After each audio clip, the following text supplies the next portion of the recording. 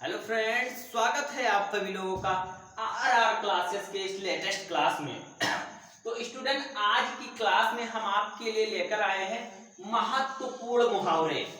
आपके हिंदी के board exam में महत्वपूर्ण मुहावरे पूछे जाते हैं, जो कि आपका 3 मुहावरा दिया रहता है, जिसमें से आपको एक मुहावरा उसका अर्थ लिखकर और आपको वाक्य प्रयोग करना रहता है और आपको 2 नंबर मिल जाते हैं।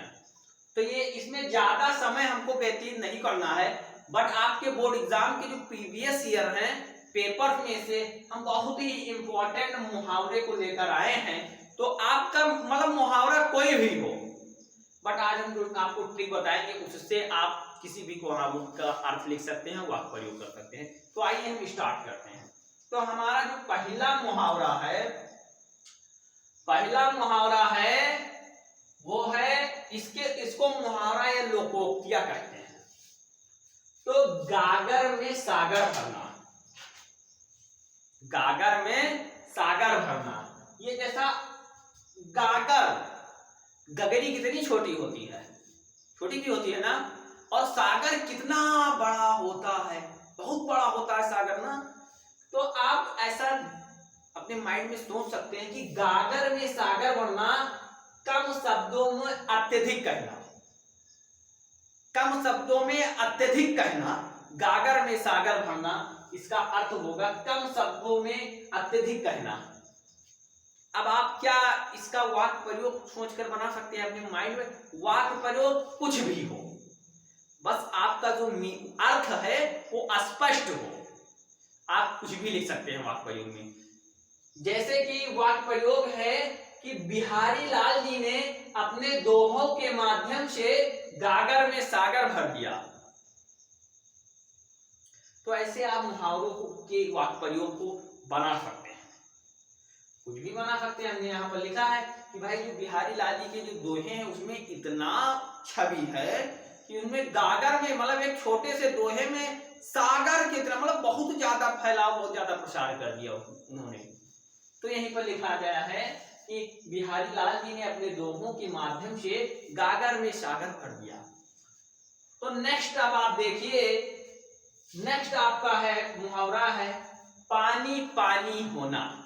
आपने गाना तो सुना ही होगा, पानी पानी हो गई। तो ये वो नहीं है, ये हमने यहाँ पर मुहावरा लिखा हुआ है, आपके प्रीवियस ईयर में पूछा गया है कि पानी पानी होना। पानी पानी होना का मतलब क्या होता है, लज्जित होना, शर्मिंदा हो जाना या लज्जित होना, हो जाना, इसका अर्थ होगा। अब आप इसका वाक्य प्रयोग क्या करेंगे। वाक्य प्रयोग में हम कर सकते हैं कि राधा एक लड़के के साथ घूम रही थी, लेकिन कभी उसके भाई की नजर उस पर पड़ गई, जिससे वह पानी पानी हो गई। तो क्या मतलब कि वो लज्जित हो गई। तो ही यहां पर लिखा गया है कि वह पानी पानी हो गई, मतलब कि वो लज्जित हो गई। तो ऐसा आप लिख सकते हैं। जैसे आप जो वाक्य प्रयोग कर रहे हैं उसमें क्या पूछा गया है, पानी पानी होना, तो ये आपके वाक्य प्रयोग में आना चाहिए, उसका अर्थ आपके वाक्य प्रयोग में स्पष्ट हो। बस आपने वाक्य प्रयोग समझ लिए, कर दिया। इसको आप ध्यान रखना, आप वाक्य प्रयोग कुछ भी लिख सकते हैं। तीसरा आपका जो इंपॉर्टेंट मुहावरा है वो है उल्टी गंगा बहाना। उल्टी गंगा बहाना, जैसा कि आपने सुना ही होगा कि भाई कोई काम को उल्टा करना। एग्जैक्ट इसका अर्थ क्या होगा कि परंपरा के विरुद्ध कार्य करना। जैसे कोई परंपरा है उसके अगर हम विरुद्ध कार्य कर रहे हैं तो वो उल्टी गंगा बहाना जैसा होगा। तो इसका वाक्य प्रयोग हम क्या लिखेंगे कि आजकल के जो युवा लोग हैं, हम जैसे जो युवा लोग हैं को उल्टी गंगा बहाने में बहुत आनंद आता है। आजकल के युवा लोगों को उल्टी गंगा बहाने में बहुत ही आनंद आता है। तो ऐसा आप वाक्य प्रयोग कुछ लिख सकते हैं। अब आप चौथा देखिए, चौथा है आपके ये लगभग 7 सेट में पूछा जाने वाला है क्वेश्चन। 5 सेट आपके मतलब 5 से 6 सेट में पूछा जाने वाला है, गया है आपके पिछले बोर्ड एग्जाम में, कि आम के आम गुठलियों के दाम, आम के आम गुठलियों के दाम। पहले कहते रहे थे कि भाई आम भी खा लेते हैं और गुठलियों को भूज कर खूब अच्छा से खाते हैं, तब क्या कहते हैं, पानी पीता है तो मीठा लगता है। तो क्या हुआ भाई, आम भी खा लिए और गुठलियों के भी मजे ले रहे हैं। तो इसी को ही कहते हैं आम के आम गुठलियों के दाम, मतलब दोहरा लाभ।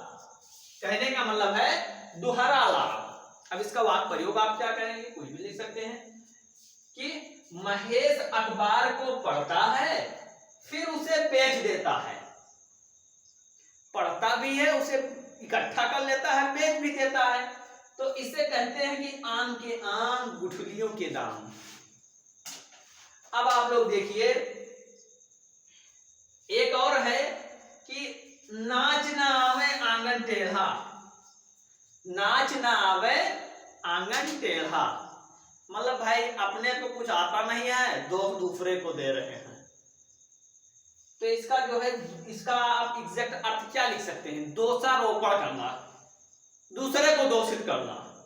खुद दोषित हैं परंतु दूसरे को दोष दे रहे हैं, दोषारोपण करना। इसका आप वाक्य प्रयोग क्या लिख दें कि भाई कारीगर ने दीवार बनाया, खराब बना दिया, अब भाई दीवार गिर गई तो उसने कहा सीमेंट ही लोकल थी।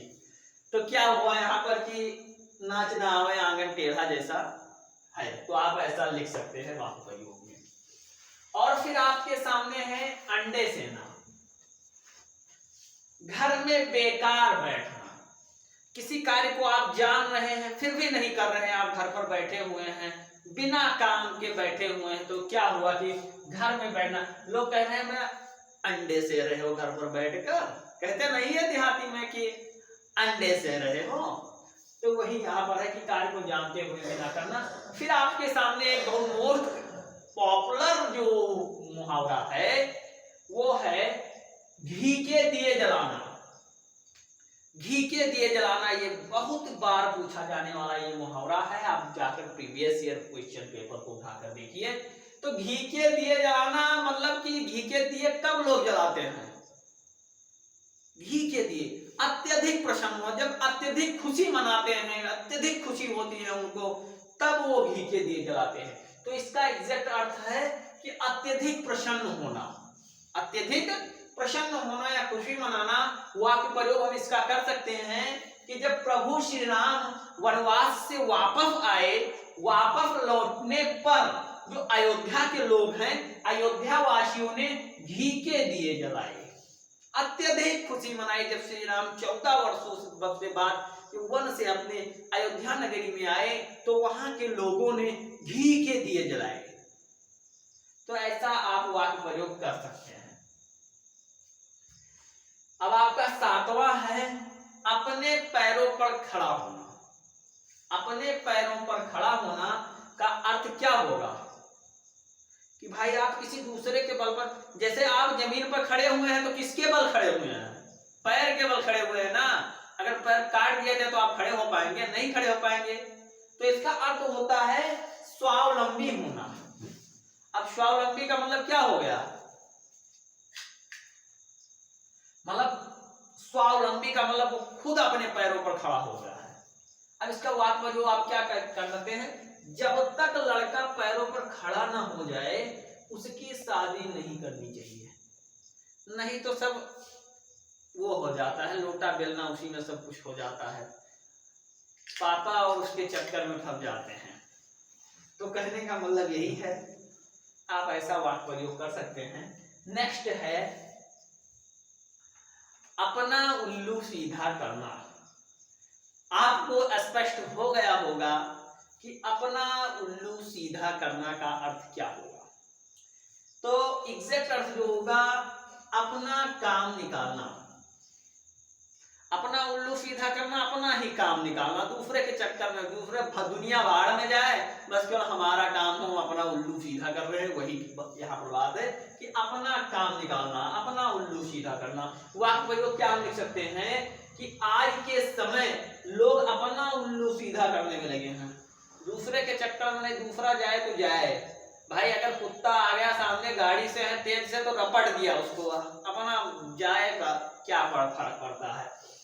तो आज के समय के जो लोग हैं वो अपना उल्लू सीधा करने में लगे हुए हैं, ऐसा आप प्रयोग कर सकते हैं। फिर है सावन हरे न भादो सूखे, सावन हरे न भादो सूखे, मतलब एक समान रहना, एक समान रहना या सदैव एक जैसे रहना। जैसे कोई भी व्यक्ति है, जैसे जैसे रमेश एक बहुत गरीब व्यक्ति था, बट उसका जो स्वभाव था वो बहुत ही अच्छा था। गरीब व्यक्ति था, उसका स्वभाव बहुत अच्छा था, मगर जब वो धनी व्यक्ति हो गया, मतलब उसके बहुत सारे धनी व्यक्ति हो गया, फिर भी जो उसका स्वभाव है वैसा ही है जैसा पहले था। तो कहने का मतलब क्या है, सदैव एक जैसे रहना। वह तब भी वैसा था जब वो गरीब था, आज वो धनी हो गया, फिर भी वैसा ही है। तो यहाँ पर है कि सावन हरे न भादो सूखे, जैसा है कि वह सदैव एक जैसा रहना, एक वैसा, एक समान है। कुछ भी लिख सकते हैं बच्चों, डोंट वरी। तो ये आज मैं आपके लिए 10 मोस्ट इंपॉर्टेंट मुहावरे को लेकर आया, तो इसको आप तैयार कर लीजिए और 100% है कि इसी में से आपके एक फंस जाएंगे। इतना आप तैयार कर लीजिए, वीडियो को पूरा देख लीजिए और आपके इसी में से 2 नंबर पक्के हो जाएंगे। आपके इंपॉर्टेंट टॉपिक को इस समय में लेकर आ रहा हूं, तो आई होप कि आज की ये क्लास आपको बहुत ही पसंद आई होगी। अगर क्लास पसंद आई हो तो उसको प्यारा सा लाइक करिए।